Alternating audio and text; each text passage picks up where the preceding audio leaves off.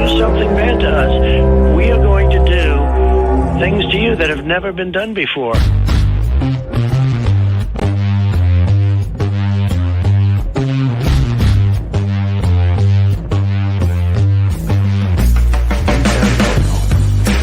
What the is that, dude?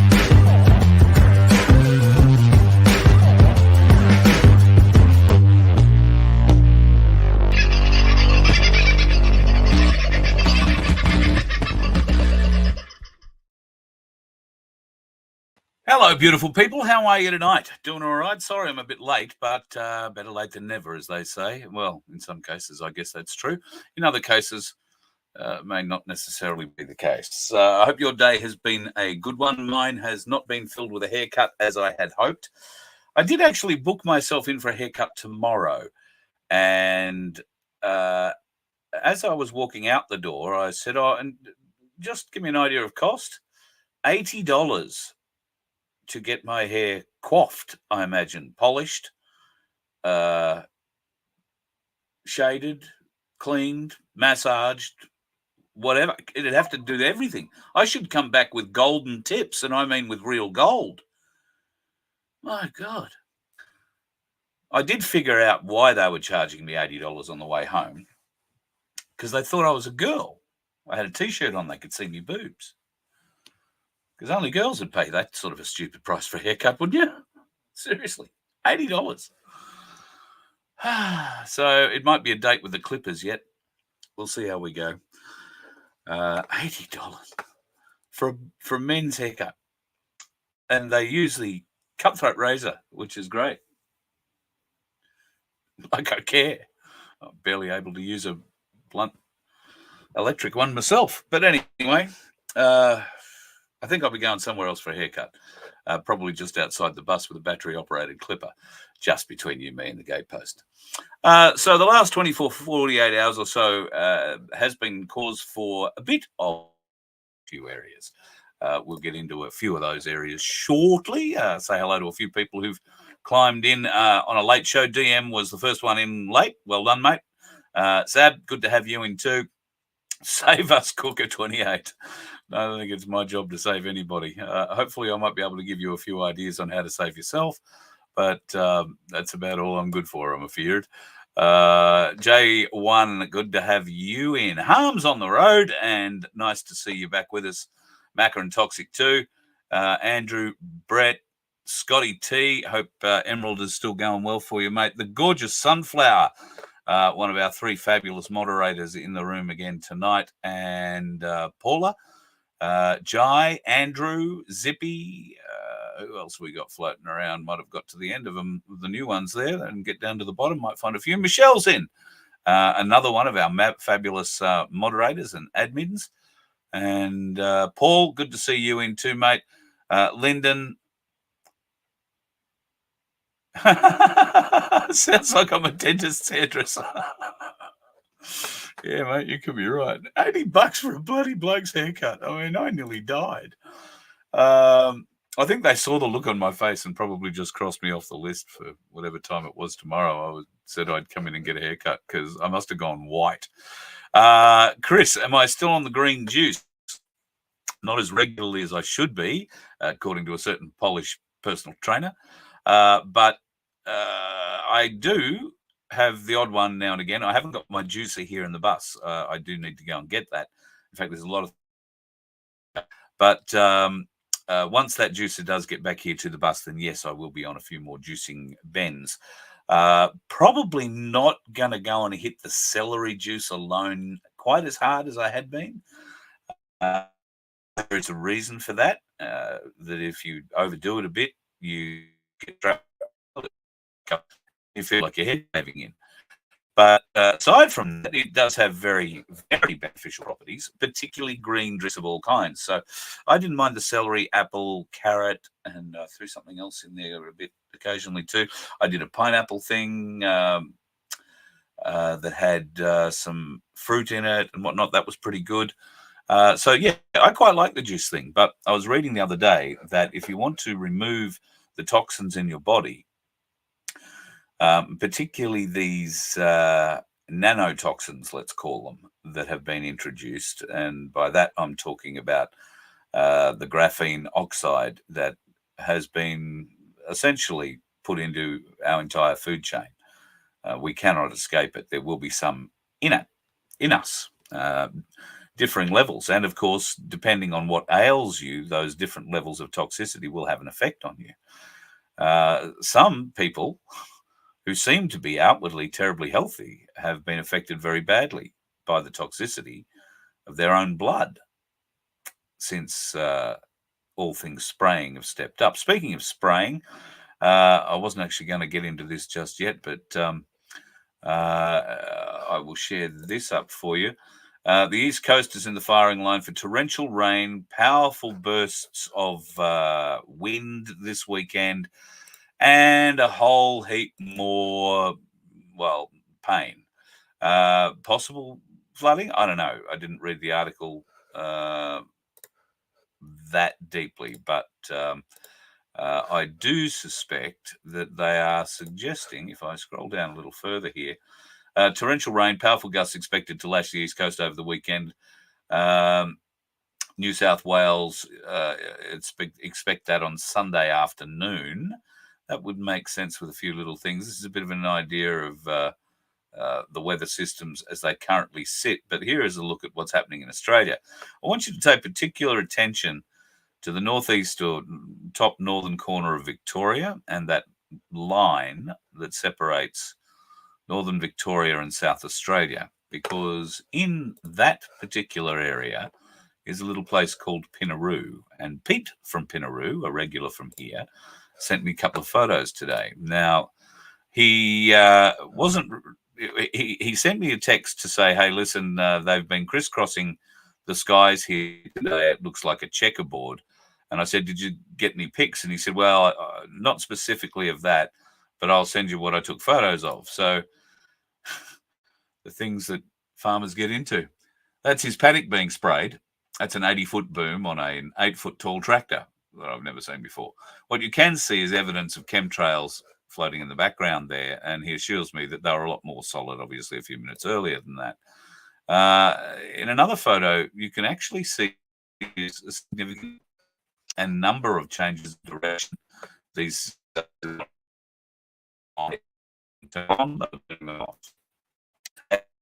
and people noticing, thank God. So finally, it looks like some people are starting to come around to the fact that they are spraying something. And after last night's show, I've had a fair bit of reaction to the little piece I played from the doctor, who is now telling other medical professionals that they are seeing an increase in chemtrail lung, they're calling it. Who knew? Chemtrails were only discovered 2 weeks ago. Cooker Watch wanted to debate them with me. Oh, no, must be back before Christmas. And I'm still waiting. She doesn't want to talk about it anymore. Don't know why. So a bit of a reason to celebrate. Of course, if you've been following the news and the pandemic treaty BS coming out of the World Health Organization, the WHO, you would learn that the head of the WHO has killed it off, said that too many nations aren't playing ball. We'll have to have another go another time. But not according to the Australian Minister for Health, Mark Butler, the turd. He wants to try and keep breathing life into this thing.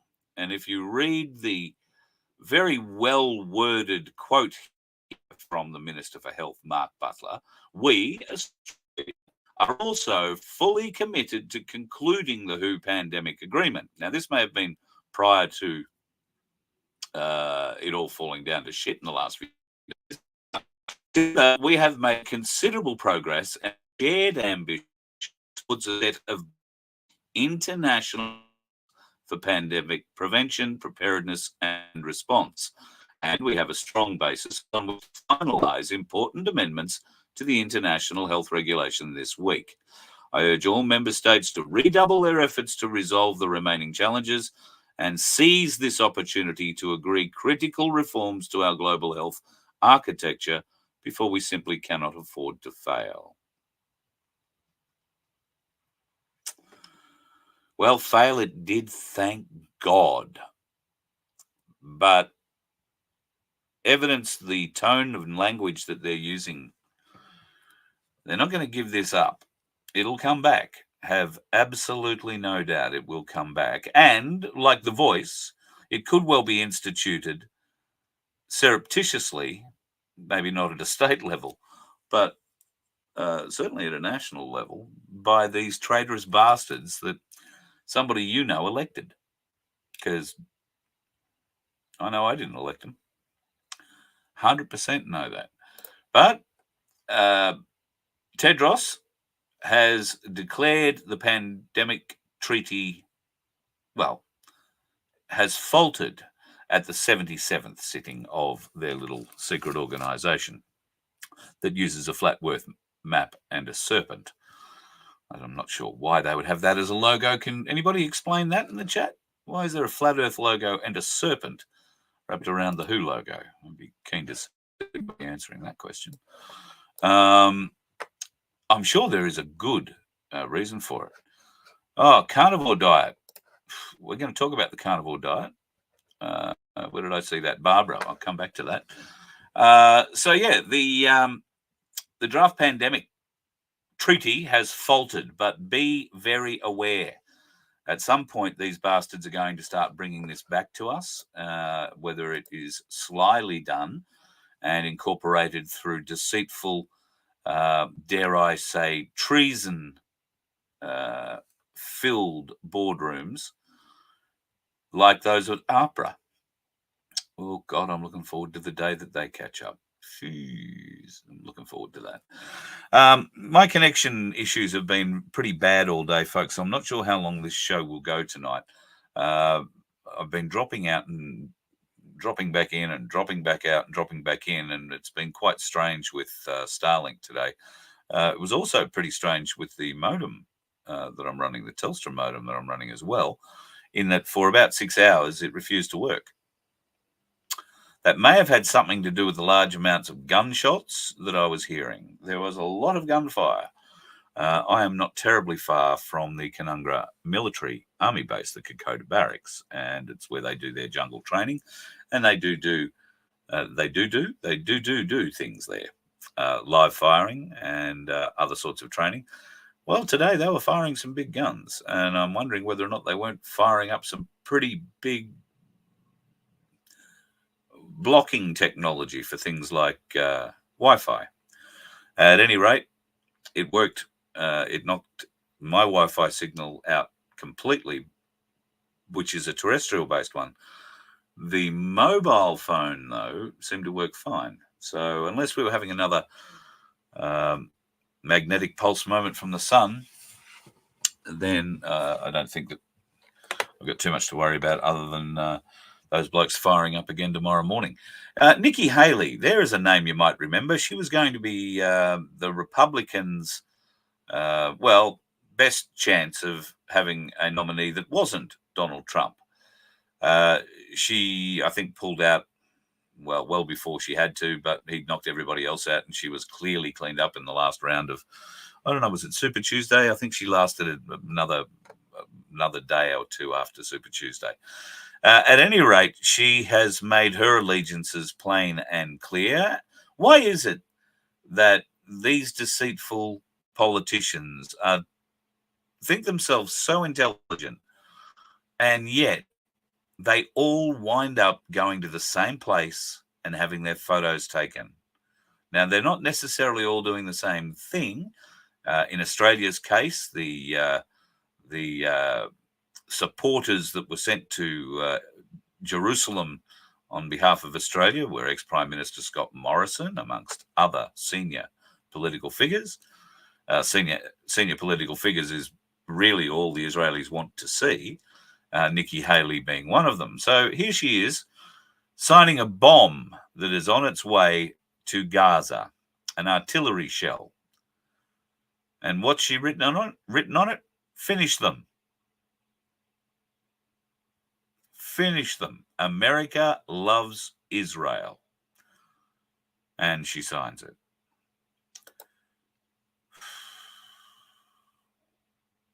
I used to think she was all right, when she was in the UN. Thought she was actually fighting for the UN and fighting the UN on certain things. So it turns out, bought, sold, 100%. And we knew that the moment she resigned her post at the UN as the US ambassador. And that was when Trump got involved with becoming president. And she refused to play ball on that regard. I just think it's quite telling, isn't it? The politicians, the lineup of international politicians flocking to Israel. And Yet Albo Sleazy and his mob of chaos clowns are in a bit of a rock and a hard place, because the International Criminal Court has issued arrest warrants for Benjamin Netanyahu and other senior political leaders in Israel, as well as the leaders of Hamas who organized the October 7 attack on Israel. The difference being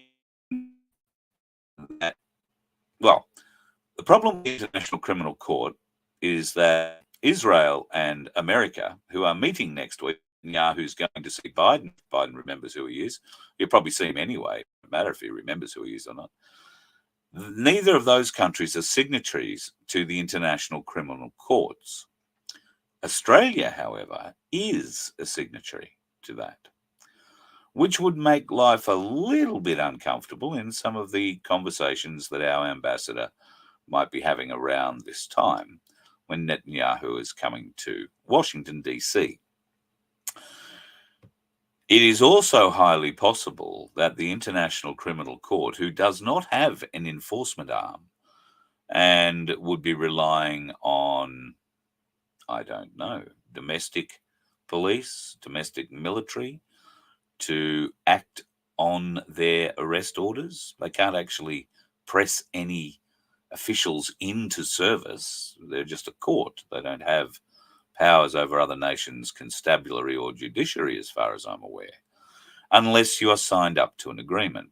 Now, should that be the case, and as it is with Australia, and an Israeli prime minister was to come here to say thank you for the support that, you've thrown behind us, it's wonderful,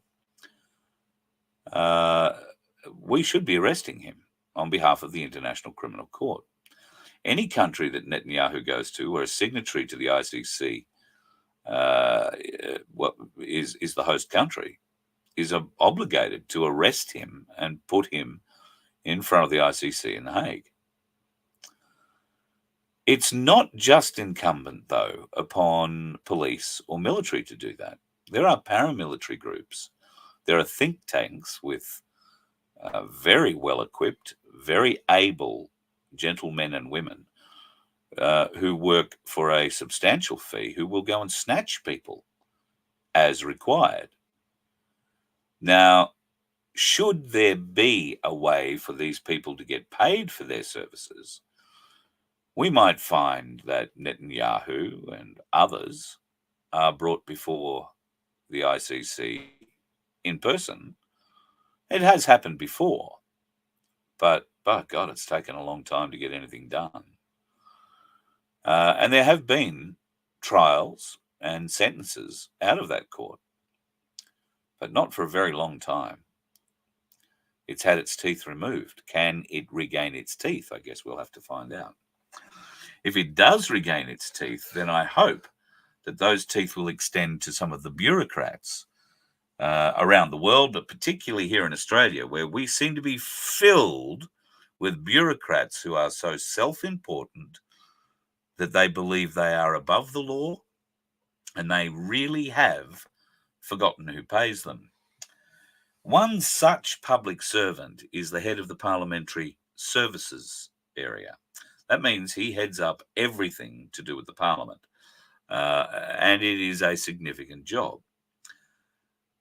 He decided, after the deputy's position was made redundant some years ago, to reinstate that position, which isn't such a bad thing. Things had changed. He had 1,200 people to manage over a number of different departments. I expect he would want a little bit of help. However, that help came in the form of a lovely lady named Ms. Saunders, who became his deputy at $420,000+ a year. She also became his mistress. Now, the timelines of when she became the mistress and when she got the job are a little bit blurred. But thankfully, it is something that Senator Roberts did try to get an answer to today when they had this guy, Rob Stefik, in front of the Senate. There are a number of articles here, 2 articles I've got,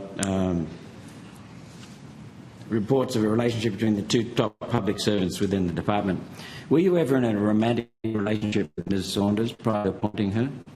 In recent weeks, I've had to endure inquiries and media reports reflecting adversely on my integrity, reports based on malicious and gossip-laden information. I've endured repeated violation of my personal privacy based on an alleged public interest. I'll readily address questions about my integrity as is relevant to public confidence in my role as a parliamentary service leader. However, respectfully, I'm not prepared to subject further my family members to further personal privacy intrusions. Well, between your salary and Ms. Saunders' salary, it's almost $1 million a year. I think the public has a right to know about what's happening in that relationship. $1 million is not a little amount of money. I would contend, Senator, it's somewhat short of $1 million. And $870,000 plus to... I can assure you, Senator, as I have unsuccessfully tried to communicate to members of the media, that I have taken all reasonable steps to manage and declare any conflicts of interest as has been appropriate. I believe integrity and the principles of integrity followed DPS are critical of public confidence. I agree. I understand more than most that the intense scrutiny by parliamentarians and the media that my department experiences and the necessity for accountability and integrity. And to my mind, the perceptions of conflict are just as important as actual conflict. So I want to give you assurance, Senator, that I have acted appropriately at all times. Mr Stefanik, with respect, you haven't actually answered the question. Were you in a romantic relationship with Ms Saunders while you were her boss? And he goes on to bullshit, bullshit, bullshit, and bullshit a little bit more, and bullshit a bit more. You still haven't answered the question. It needs. I understand your perspective that it raises more questions, but if you answer that question, yes or no, it ends it right there. So what's the answer? If you are being inconvenienced, hurt by continuing questioning, just put an end to it. Taxpayers have a right to know what's going on in the Department of Parliamentary Services. 1, 2, 3, 4, 5, 7, 8, 9, 10, 12, 13. To that end, I'll give you a simple answer, Senator, and that is no.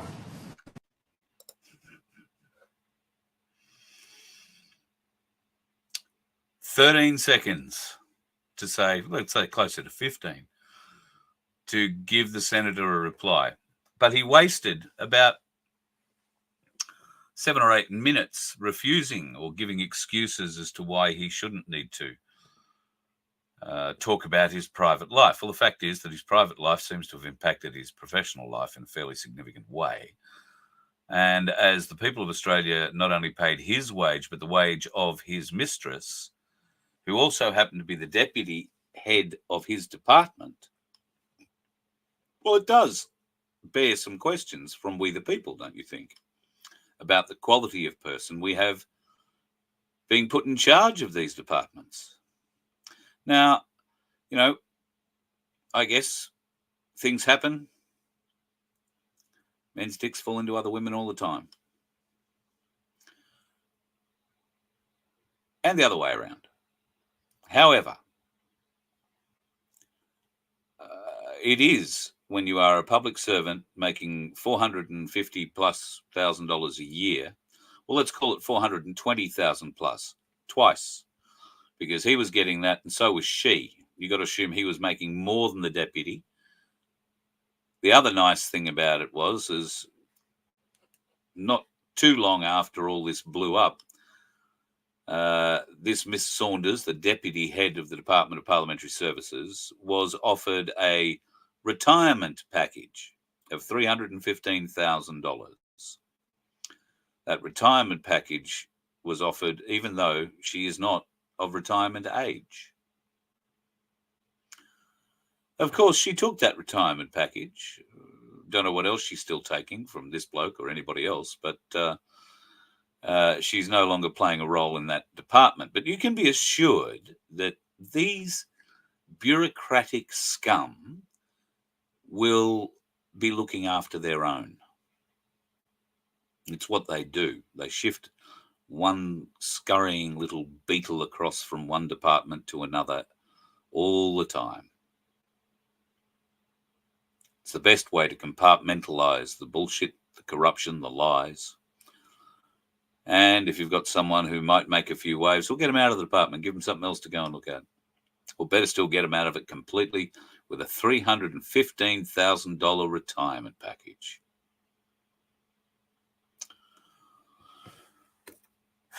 We know people who elected these bastards up there to represent us, you know. We know them. They live amongst us. I'm surprised. Yeah, Duckman, $900,000 between them. Well, it works out to be a bit more than that, because if her yearly wage was, you know, 420, his was 450, let's say, plus the 315 payout. Well, we're into the realms of over $1 million then. And I think the public has every right to know. In fact, I think the public has the right to know about every payout a public servant gets and why they get it. I'm particularly keen to know what sort of great superannuation benefits, particularly the higher ups with the little letters after letters and numbers titles. You know, you're a G7 or you're a T51 or whatever. You sound like a friggin' robot, but well, you get one of those letters behind your name, it's an automatic another 10 grand on your pay. So you've got to be pretty happy. The higher up the alphabet you go, clearly the better place to be. $900,000. Yeah. Well, it'll make the skiing holidays affordable, I'm sure, at Aspen, amongst other places. So, yes, a little bit disappointed about what's going on in our Australian Parliament at the moment, as most of you should be as well. Albanese and the clown crew are running rampant. Digital ID has been forced through on us, and while it may not have affected you yet, it is surreptitiously being introduced through all government agencies right now, where you will be coerced, and I urge you to push back. You will be coerced into getting a government ID.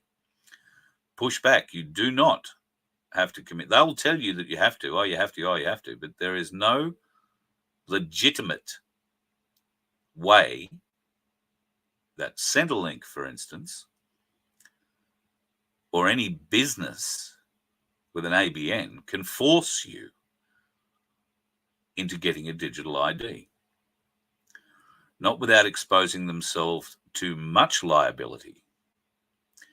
All you need to do is know the right words and hold your position. That's key. You have to hold your position. They're going to test your position. They're going to tell you it can't happen, or that you just have to, or that this. Don't let a bureaucrat tell you what has to happen. That bureaucrat heard that from the bureaucrat that runs the office that morning over coffee. Oh, yeah, you got to tell them to do that now.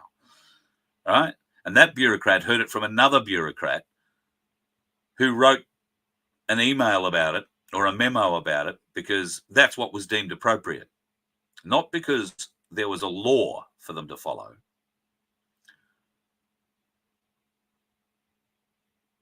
Remember when the government said it was introducing this shit digital ID bill, it would be voluntary. So voluntary it will be, but only if you hold your position.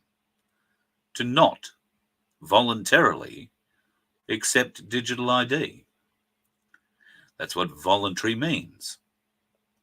Now, if the agency or the company that you're trying to get a good or service out of can't deal with you not having a digital ID, then it opens them up to, like I say, some interesting and potentially threatening financially litigation.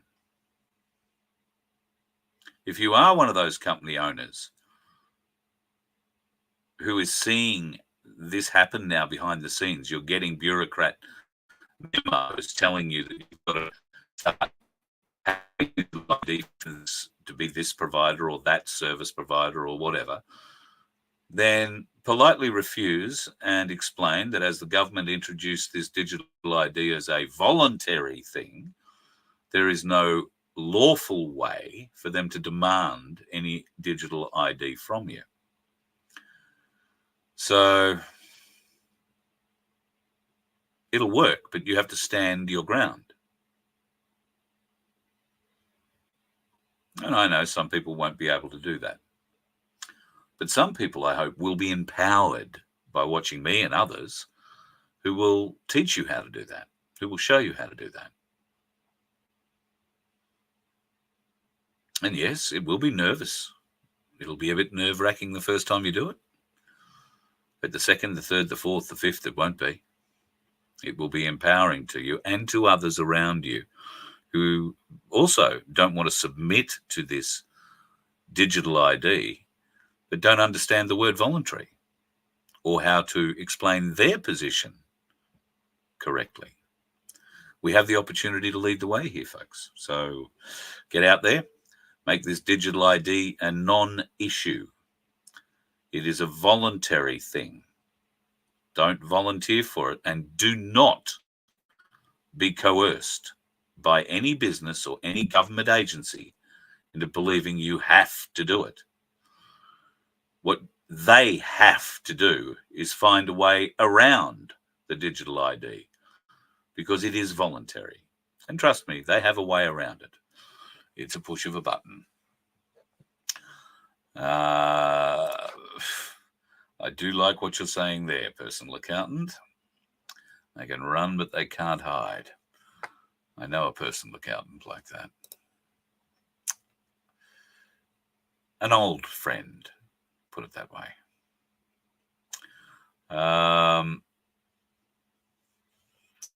Just having a bit of a look through your questions, folks, to see what's going on.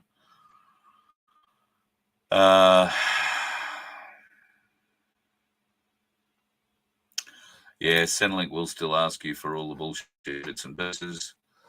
I know for many it's impossible not to engage with them, but try as hard as you can to steer away from them. That MyGov site, my God. Social credit slavery, J1, you're all over it, mate. Neville, I don't know. I haven't been back up the top of the conversation. I'm wondering if what happened in Iceland was to do with the banks. The people took over the banks. They threw out the bankers. The bankers were bleeding the Icelandic people dry. I think it's the Icelandic krona was worth absolutely nothing, like almost to German marks at the end of the Second World War status, where wheelbarrow loads were being used to buy a loaf of bread. And this was all done by the mismanagement of the finance industry in Iceland. So the people threw the government out, and they threw out the financiers. They threw out the banks. They threw out the central bank. And now Icelandic people have one of the most successful financial trading systems in the world. It's a magnificent system from what I understand. And it's transparent. And usury does not play a role in it. What is usury? You can always go and check out our Magna Carta lessons. Go to vofhq.com, click on the Magna Carta tab. You will see 31 lessons there. Usury comes up in many, many of them, but it is defined very, very clearly in one of those. in one of those. And usury is actually defined in our Constitution, the Red Book, not the lies of the green one, but defined in our Constitution as illegal. It's also defined in the American Constitution as illegal. Just like political parties are also defined as illegal, unlawful, and yet we are controlled every day by them, and every 3 to 4 years we get to pretend to think we're voting people back into it. Instead, all we're doing is continuing the corruption, thinking we've had a say. And we all know that there are people we know who did vote for some of these tools. It was funny, when the red-headed clown was in power after usurping crud, knives in the back, union knives at that in the back, and midnight. She also went on to win an election. Now, I was driving limos at that time, and I drove thousands of people. And I used to ask just about every one of them whether or not they knew anyone who voted for the red-headed clown Gillard. Not one person ever owned up. But I'm sure that I travelled people who voted, but they wouldn't own up. I wouldn't either if I was responsible for electing that red-headed clown or Albo Sleazy. Seriously. He's one step above Biden, I grant you. I mean, at this point in time, he still remembers what day of the week it is. But what a pathetic excuse for a human being we've elected as Prime Minister. And what an equally pathetic excuse and, moreover, sycophantic group of morons could we have elected along with him and as his party members.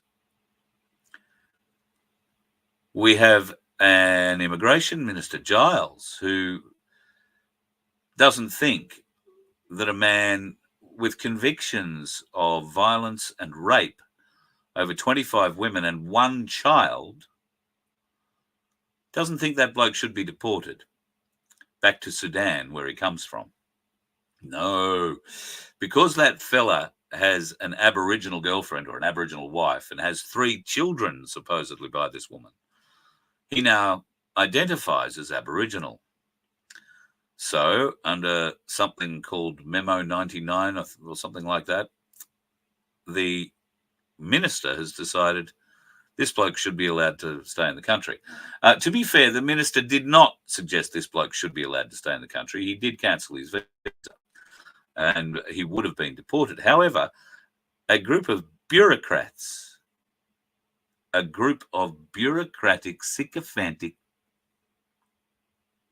bureaucrats, the Administrative Appeals Tribunal, decided, using the minister's article or memo number 99 or whatever it was called, to say, well, this bloke should stay in Australia. He's attacked 25 women, raped many of them, beaten all of them, and raped a small child. But it's okay. He should be allowed back into our community.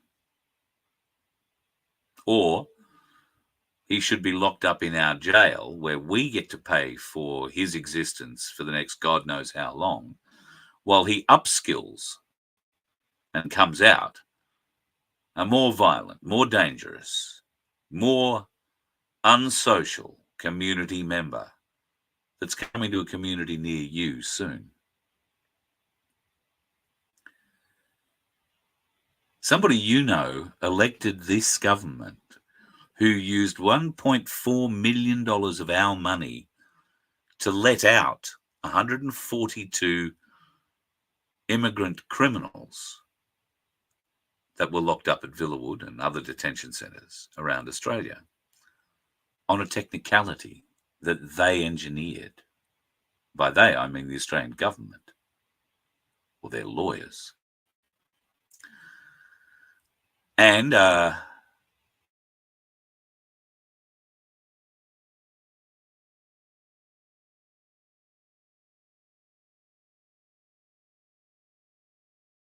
was being heard at the time, but to 140.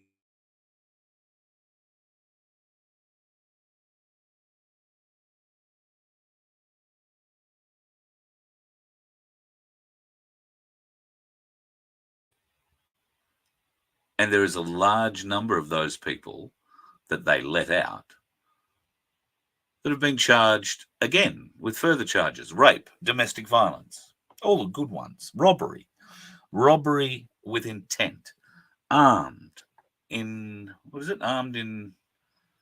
something or other. Anyway, carrying machetes, carrying knives, all the tools they're good at. Someone you know elected these people. Are they embarrassed about it? Are you asking them? Do they think it's all right? Do they think these people they elected are doing a good job? You don't have to ask that question in a nasty way or in a highbrow way. A genuine, caring way will work best. Some of these people are going to say, yeah, they're doing a great job. That'll be the brainwashing or simply their intellect coming out, sadly. One you might be able to deal with. The other one you've got no hope of beating. I'll let you figure that one out.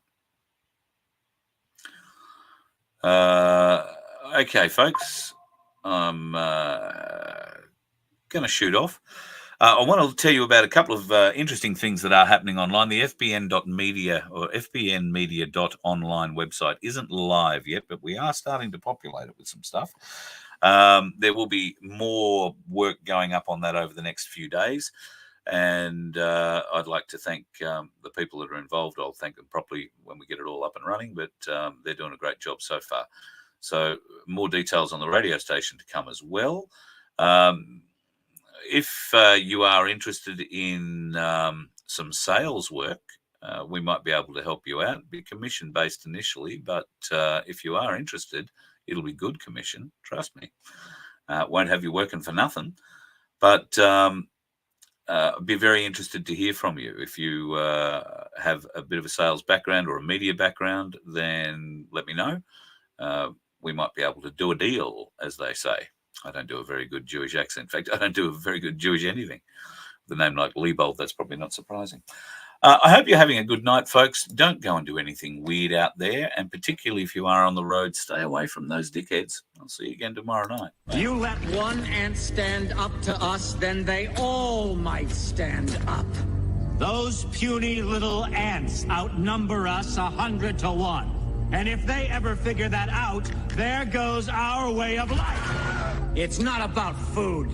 It's about keeping those ants in line. That's why we're going back. Does anybody else want to stay? Let's rock!